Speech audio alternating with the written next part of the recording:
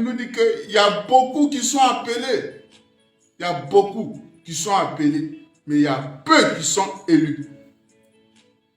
Il y a beaucoup qui sont appelés, il y a peu qui sont sélectionnés. Il y a beaucoup qui sont appelés, mais il y a peu qui sont approuvés. Alléluia. Donc, il est possible, au travers de ces textes de Matthieu 7, il est possible d'accomplir des miracles au nom de Jésus sans être sélectionné par Jésus. À qui la faute? À qui la faute? Ce n'est pas la faute de Jésus. Et l'apôtre Paul, instrument au service de Jésus, a connu cette vérité, a connu cette parole que Jésus-Christ a laissée dans Matthieu 7. Et lui-même, il savait que en prêchant l'évangile, en faisant les miracles, s'il ne fait pas la volonté de Dieu, il risque d'être disqualifié. Quel miracle l'apôtre Paul n'a pas fait? Il a bâti beaucoup d'églises. Mais connaissant cette vérité, il risquait d'être disqualifié si lui, il n'entretient pas une communion sincère avec Jésus.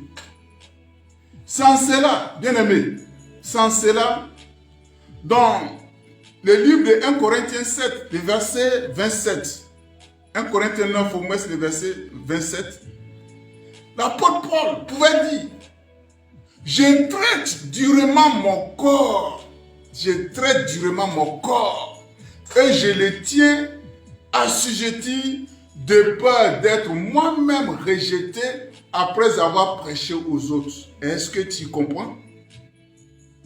Je traite durement mon corps et je le tiens assujetti de peur d'être moi-même rejeté après avoir prêché aux autres.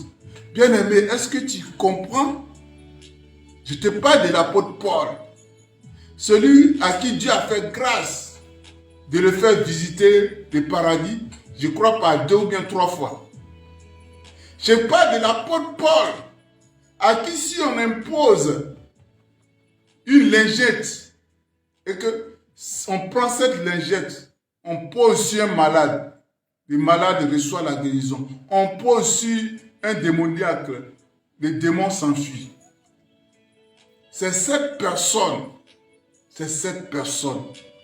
qui se dit: ah, moi qui prêche la parole, moi qui fais tous ces miracles, si je n'entretiens pas ma relation avec Jésus, je risque d'être disqualifié.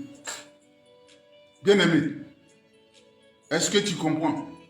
Alléluia. Donc,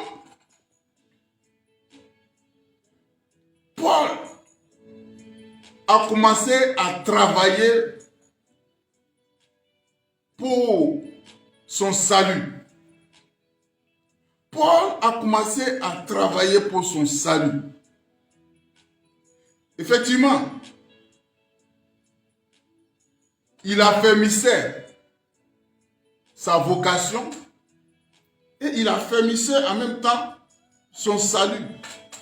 Toi, tu as eu vocation d'être un pasteur ou bien un prophète. C'est bien beau, mais il faut affermir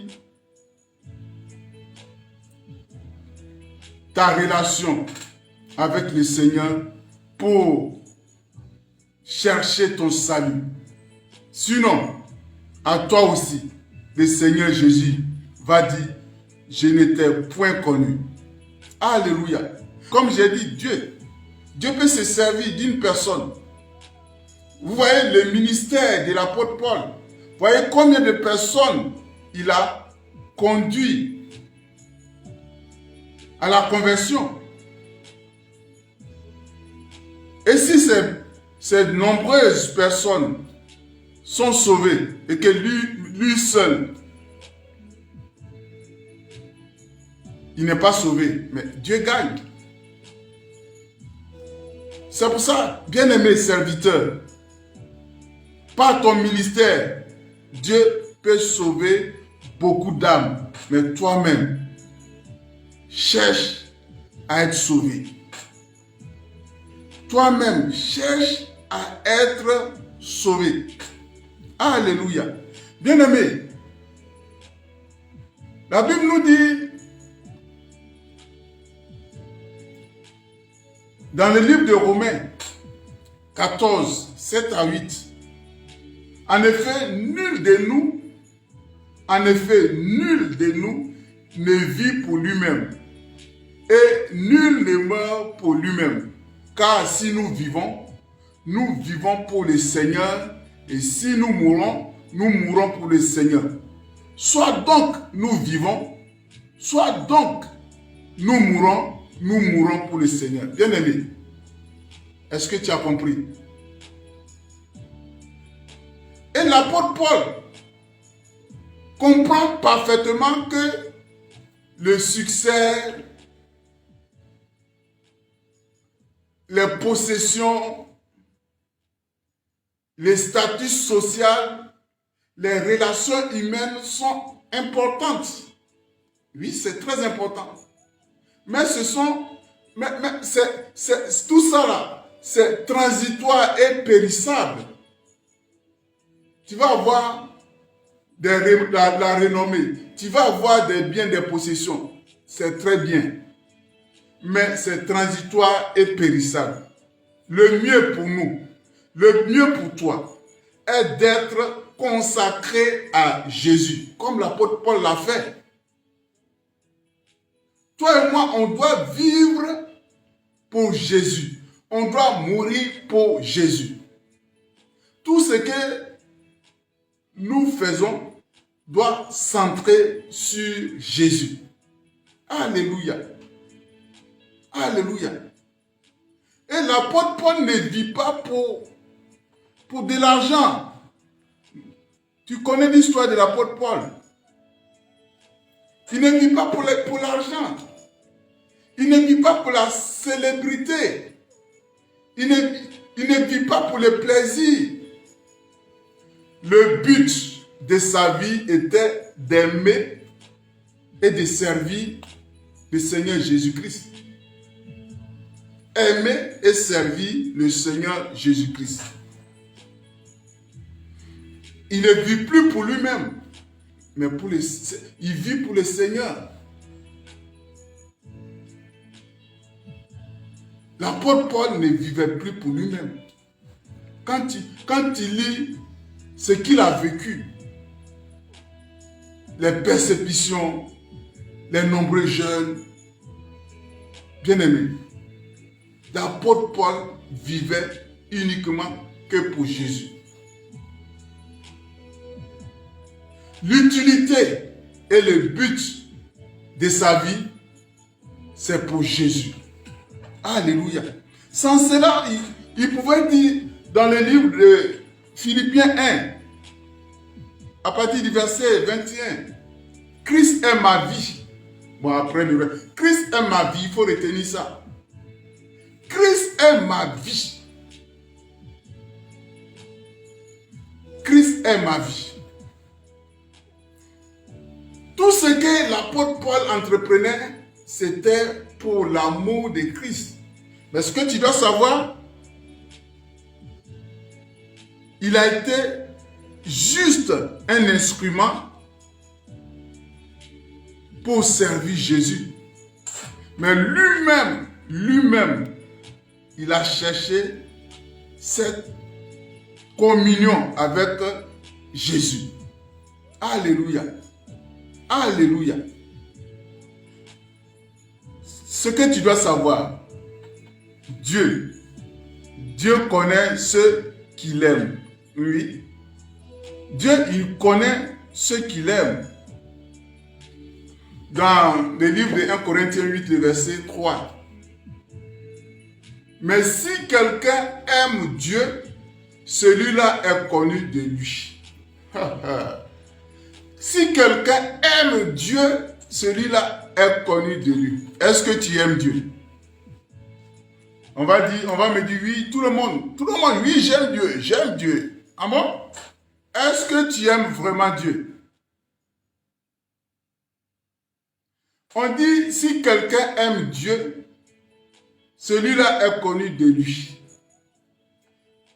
Dans le livre de Matthieu 7, Jésus a dit, je ne vous ai jamais connu. Hein. Donc ceux qui prêchaient au nom de Jésus, qui chassaient au nom de Jésus, ceux qui n'aimaient pas Dieu, ils faisaient l'œuvre pour leur ventre. Ils faisaient l'œuvre pour se glorifier. Ils ne faisaient pas ça par amour pour Jésus. Ils ne faisaient pas ça par amour pour Jésus. Ils faisaient ça pour leur propre honneur. Ils faisaient ça pour leur propre gloire. Si quelqu'un aime Dieu, celui-là est connu de lui. C'est aussi simple que ça. C'est aussi simple que ça. Et dans 2 Timothée 2, le verset 19, le verset 19 à partir B, le Seigneur connaît ceux qui lui appartiennent. Le Seigneur connaît ceux qui lui appartiennent. Et quiconque prononce le nom du Seigneur, qu'il s'éloigne de l'iniquité. Tu comprends? Quiconque prononce le nom du Seigneur, qu'il s'éloigne de l'iniquité. Et quand tu remontes à Matthieu 7 que nous avons lu, Matthieu 7 que nous avons lu, c'est ce que Jésus a dit. Jésus a dit quoi? Alors je leur dirai ouvertement, je ne vous ai jamais connu. Retirez-vous de moi, vous qui commettez l'iniquité. Est-ce que tu comprends? Vous qui commettez l'iniquité. Et dans ce que je viens de lire, alléluia, dans 2 Timothée, la Bible nous dit, quiconque prononce le nom du Seigneur, qui s'éloigne de l'iniquité. Dieu se sert de toi pour accomplir son œuvre. Mais si tu vis dans le péché, si tu nages dans le péché, il ne te connaît pas. Il ne te connaît pas. Alléluia. Il ne te connaît pas. Ce n'est pas moi qui le dis, c'est la parole de Dieu qui le dit. Alléluia. Alléluia. Alléluia. Bien-aimé, est-ce que tu comprends? Si tu aimes Dieu, Dieu te connaît. Si tu aimes Dieu, Dieu te connaît. C'est pour ça que je t'invite à prendre ta Bible dans 1 Jean 4. 1 Jean chapitre 4.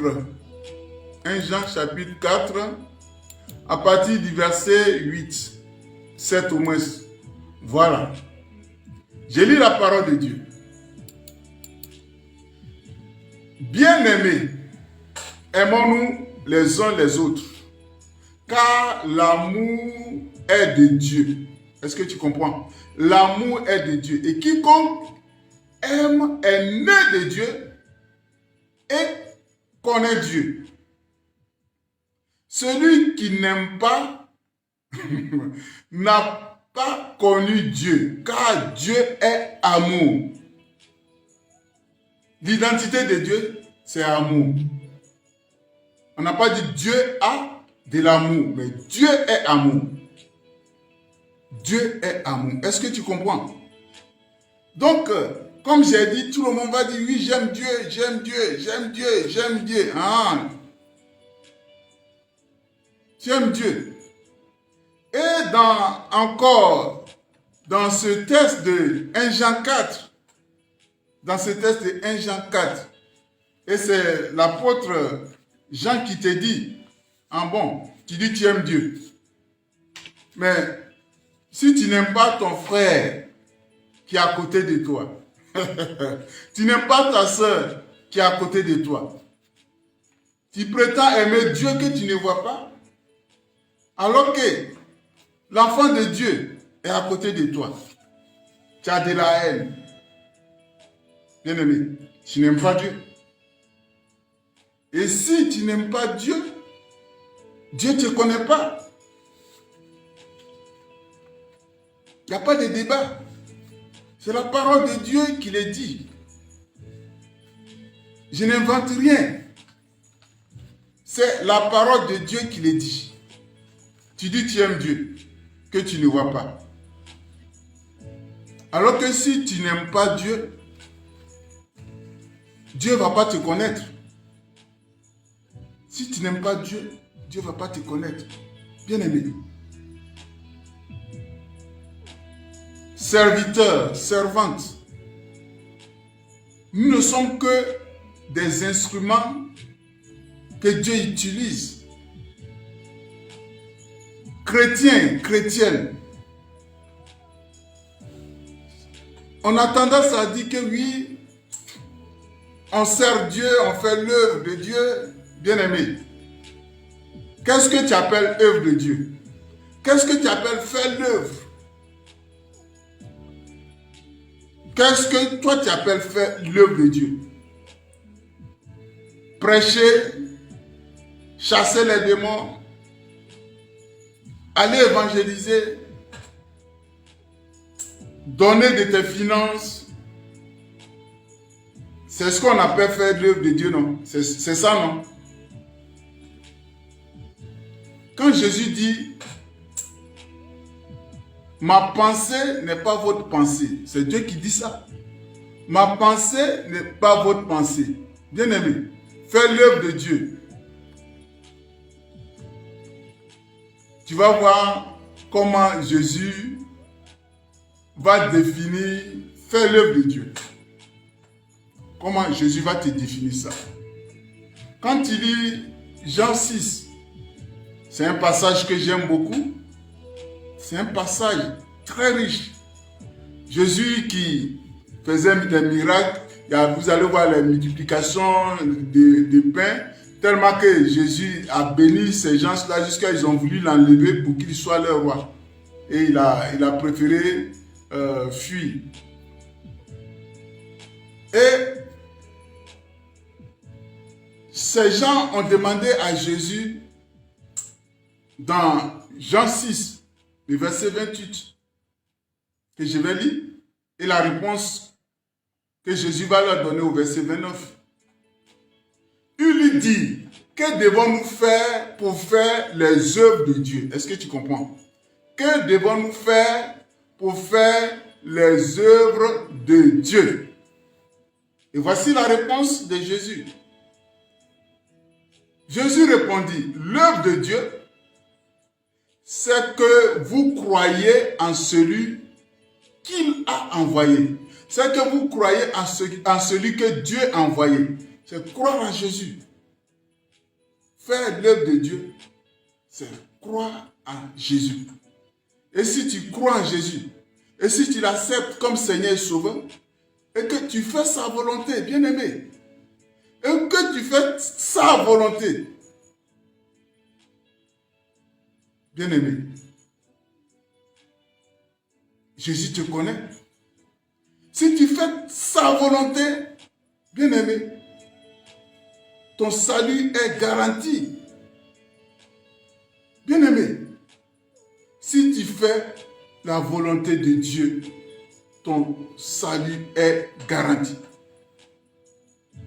Bien-aimé, ce que tu dois savoir, Dieu nous utilise pour accomplir ses œuvres. Mais son désir ardent pour toi et moi, c'est de faire rien que sa volonté. C'est de faire rien que sa volonté. Et moi, j'ai cette formule ou bien que j'aime utiliser. la beauté de la parole de Dieu, c'est de la mettre en pratique. La beauté de la parole de Dieu, c'est de la mettre en pratique. Bien-aimé, je reviens toujours dans Matthieu 7. Dans Matthieu 7, le verset 21, c'est ce que le Seigneur Jésus nous dit. Ceux qui me disent « Seigneur, Seigneur » n'entreront pas dans le royaume des cieux, mais celui-là seul qui fait la volonté de mon Père qui est dans les cieux. Bien-aimé, faire la volonté de Dieu, c'est ce qui va te conduire à la félicité. Ce n'est ni tes nombreuses œuvres que tu fais. Ce n'est ni l'onction que tu dégages pour chasser les démons, pour prêcher, pour faire les miracles. Rien que faire la volonté de Dieu. Alléluia. Et l'apôtre Paul l'a si bien compris. Il a si bien compris. C'est vrai, Dieu m'a choisi comme son instrument. Mais moi, je dois chercher à avoir une communion, à tisser une communion avec mon Seigneur. Pour ne pas que, ayant travaillé pour le salut de bon nombre de personnes, moi, je sois disqualifié. Bien-aimé, ne sois pas simplement un instrument que le Seigneur utilise. Fais-toi connaître par lui. Et si Dieu te connaît, bien-aimé, et si Dieu te connaît, ta félicité, ton salut est garanti. C'était Allons à l'eau profonde avec le ministère de l'adoration sacrificielle du pasteur Séverin Picard. Dieu vous aime!